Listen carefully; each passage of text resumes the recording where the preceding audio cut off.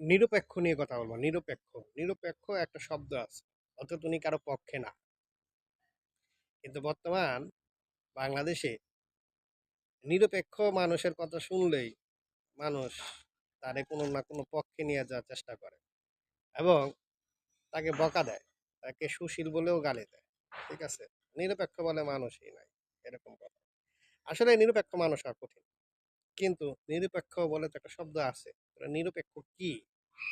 নিরপেক্ষ কারা? তাই না? সর্বপ্রথম হচ্ছে নিরপেক্ষ হচ্ছে আল্লাহ তাআলা। আল্লাহ সবসময় নিরপেক্ষ। যেটা যেটা নিয়ম সেটার ভিতর দিয়েই উনি বিচার করেন।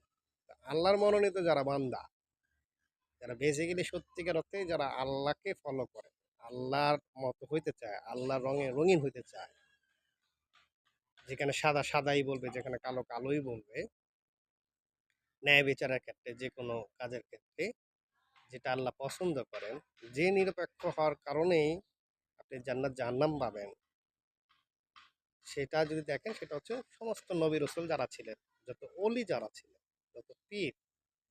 এখন পীররাও যদি রাজনীতিতে চলে আসে, আলেমরাও যদি রাজনীতিতে চলে আসে, তাহলে তাকে একটা পক্ষ নিতে হয়, কোনো না কোনো পক্ষে সে গেছে। ঠিক আছে?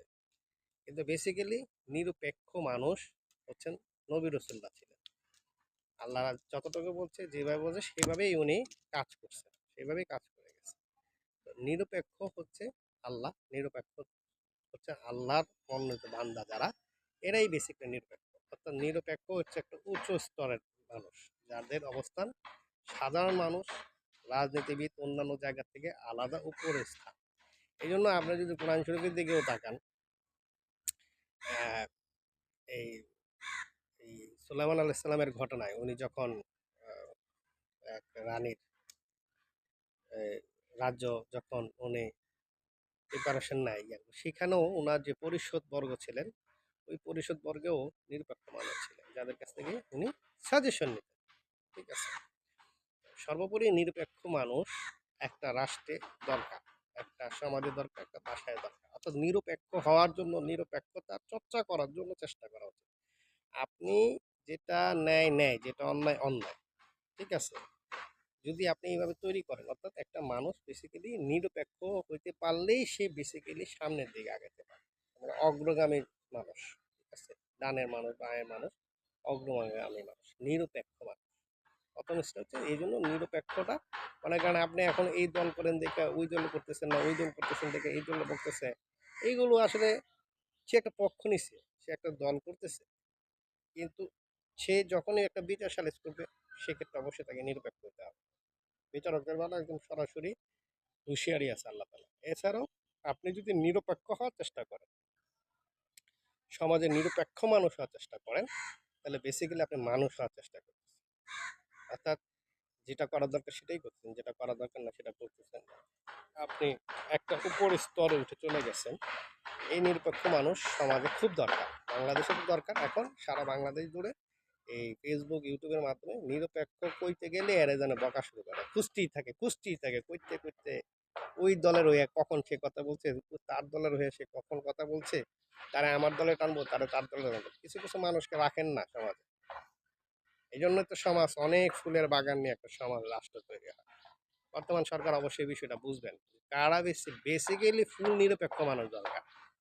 আপনি যদি বেসিক্যালি রাষ্ট্র চালানোর জন্য বড় কিছু করতে চান, অবশ্যই আপনার দলের লোকজন থাকবে, কিন্তু কিছু নিরপেক্ষ লোকও আপনাকে নিয়ে বসাতে হবে, যারা নিরপেক্ষভাবেই আপনাকে গাইড করবে রাষ্ট্রে সামনের দিকে এগিয়ে নেওয়ার জন্য।